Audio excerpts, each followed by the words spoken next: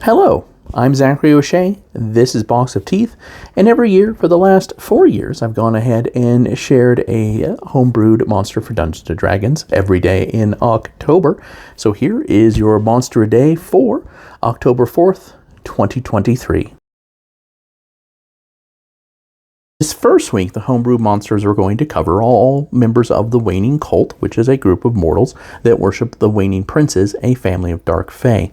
Previously, we've covered some monsters that work with the Waning cult itself, but we're going to cover one of the cultists themselves today, which is the Waning Gleaner.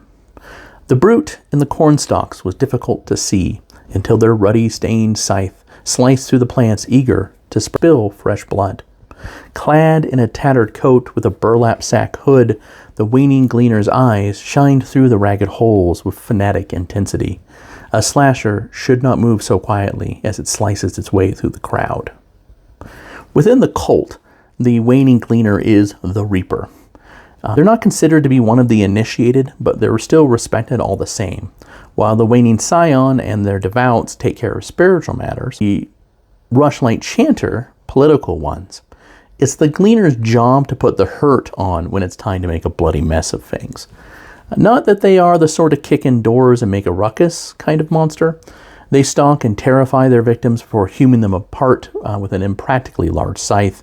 Each Gleaner trains to be quiet, quick, and deadly. Once that scythe starts swinging, a Gleaner is a force of sinister nature that is very hard to stop. So let's go ahead and take a look at their statistics for Dungeons & Dragons 5th edition real quick.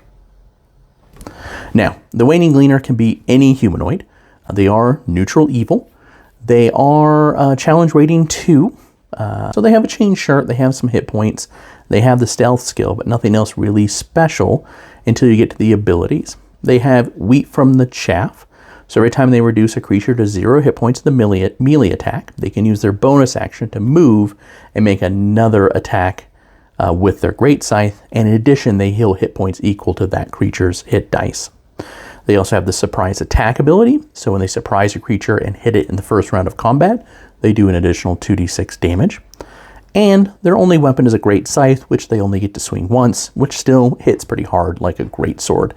So there you go. It's a pretty simple antagonist to use, either by itself or in a group. You could have it stalking heroes through a cornfield. You could have a group of them tearing their way through a village. Whatever you need to do to get your players motivated to stop these Gleaners, or at least challenge them in that sort of way, depending on the level of the heroes. Okay, well, I'm glad I could share this monster with you. You can find all of the monsters I've made for every October, along with hundreds of more horror-themed creatures for D&D 5th edition at boxofteeth.blogspot.com. In addition, if you are curious about the other horror role-playing game projects that I have, that have nothing to do with Dungeons & Dragons, or the horror fiction that I've written, including Grease Paint right there, which is a novel about a killer clown. It's great for the spooky season. You can always go to www.zacharyoshea.com. I really appreciate your time today, as well as your attention, and I hope you have a wonderful rest of the afternoon, or evening, or morning, whenever it is that you happen to watch this. Take care.